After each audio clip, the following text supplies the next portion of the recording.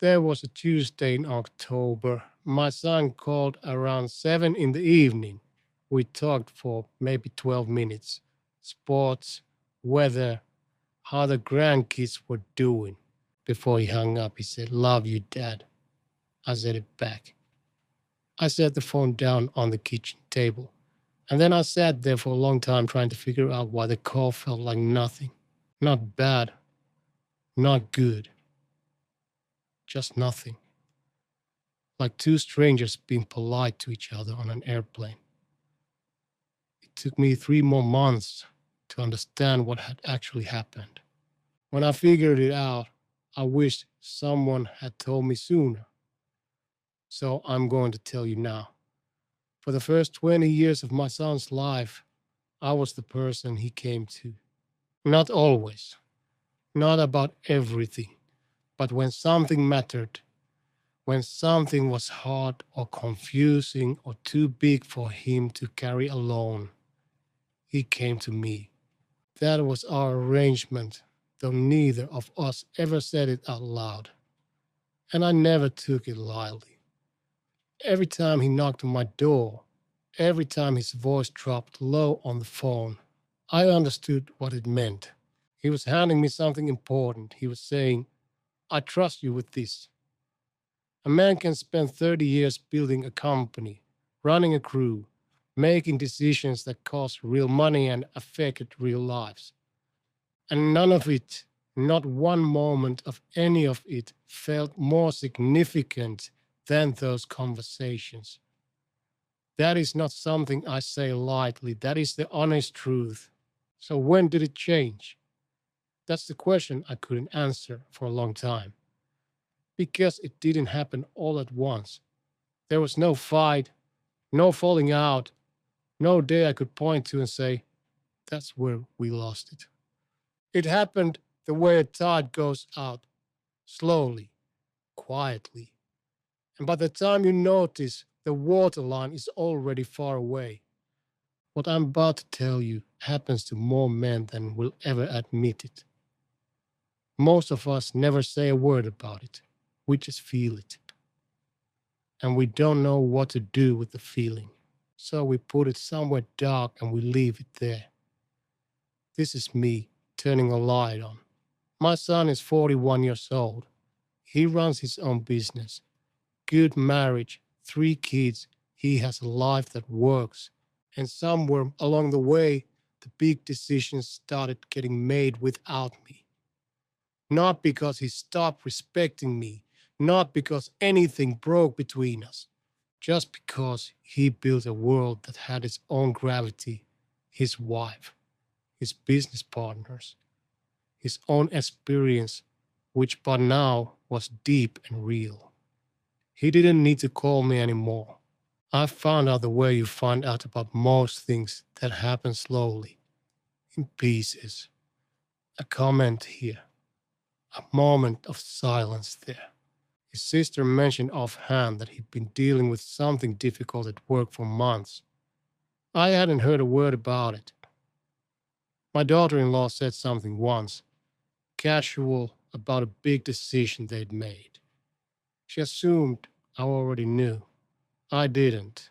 I remember driving home that evening and thinking, when did I become someone he updates instead of someone he talks to?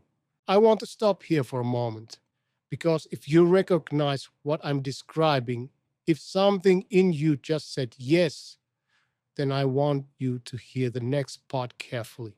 My first instinct, when I finally admitted what was happening, was that I had done something wrong, that this was my failure. I spent a long time looking for the mistake. I thought if I could find it, I could fix it. I was wrong, not about all of it, but about where to look. The truth is harder and simpler at the same time. My son became a grown man. He built a complete life.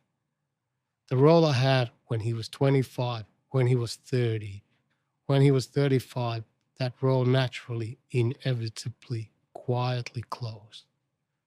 Not because of anything either of us did, because that's what happens. A father's job changes. And if you don't change with it, you end up standing at a door that's already been filled. I didn't understand that.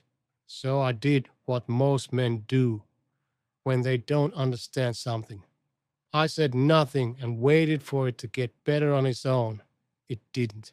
Silence never fixes the thing you're not saying. By December, I was doing something I'm not proud of.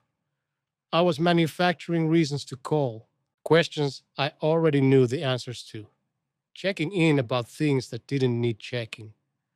I told myself I was being a good father. What I was actually doing was waiting for him to need me, and he could feel it. A grown man always knows when he's being waited on. One afternoon, he called me back about something I texted. The call lasted 4 minutes. He was polite, he was kind, but there was something in his voice, a very small something that sounded like patience, and I heard it. And that sound, the tiny sound of a grown son being patient with his father, was harder to take than anything else in this whole story. I hung up the phone and I sat in my chair for a long time. Now I need to tell you about a conversation I almost didn't have. It was a Sunday in January. He came over for dinner. We ate. We talked about the game. His youngest had just started walking. We laughed about that. And then the evening was winding down, and he was getting his coat, and I had a choice. I could let him leave. That would have been easier for both of us. Instead, I said, "Can you sit down for a minute?" He sat. I didn't have a speech ready.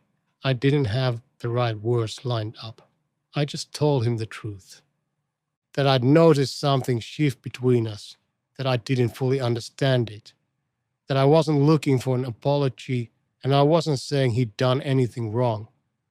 I just wanted him to know that I was paying attention, that if there was a different way for me to be useful to him, I wanted to find it, that I was open to that I wasn't going to keep standing at a door that didn't fit anymore. He was quiet for a moment. Then he said something I didn't expect. He said, "I didn't think you'd want to change." 4 seconds. That sentence took 4 seconds to say, and it contained something I hadn't seen clearly until that moment. He hadn't drifted from me because he didn't need me.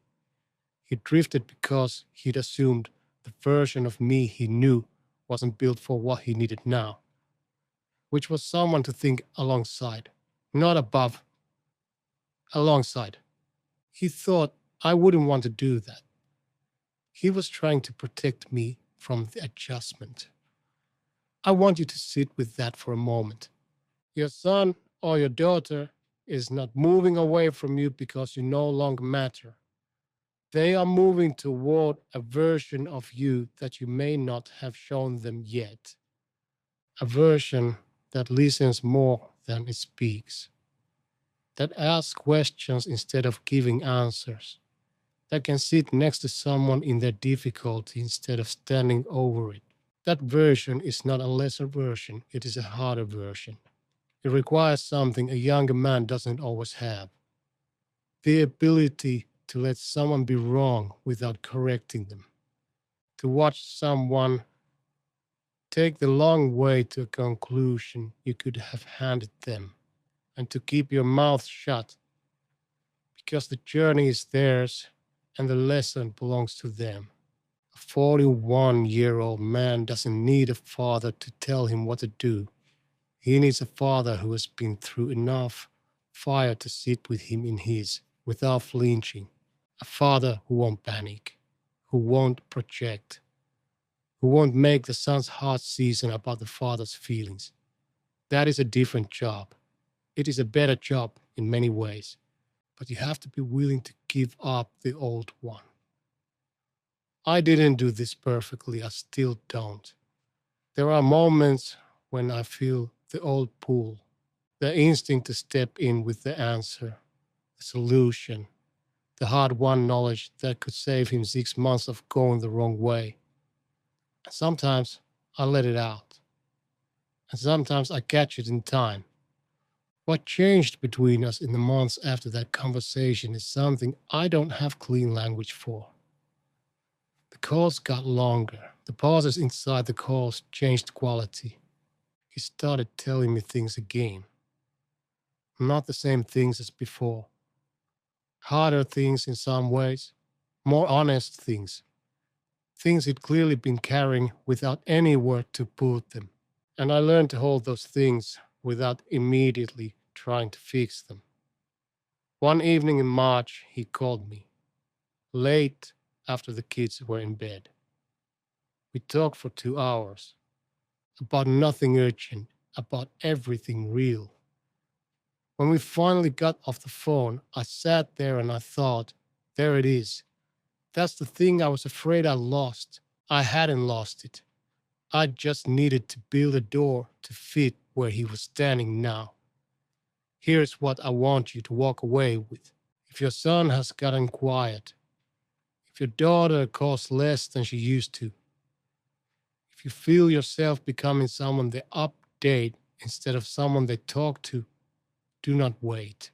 Do not manufacture reasons to call. Do not perform the role and hope they notice. Have the conversation you've been avoiding. Tell them the truth.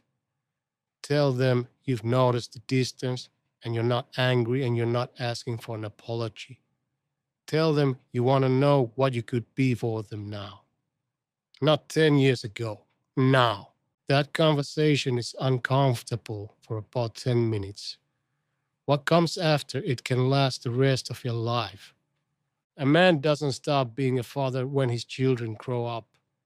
He just has to figure out what that word means now. Every Sunday he calls me, not because he has to, because he wants to. That's the whole story. If this said something you've been carrying alone, leave one comment. Just write, I hear you. That's all. I'll read everyone.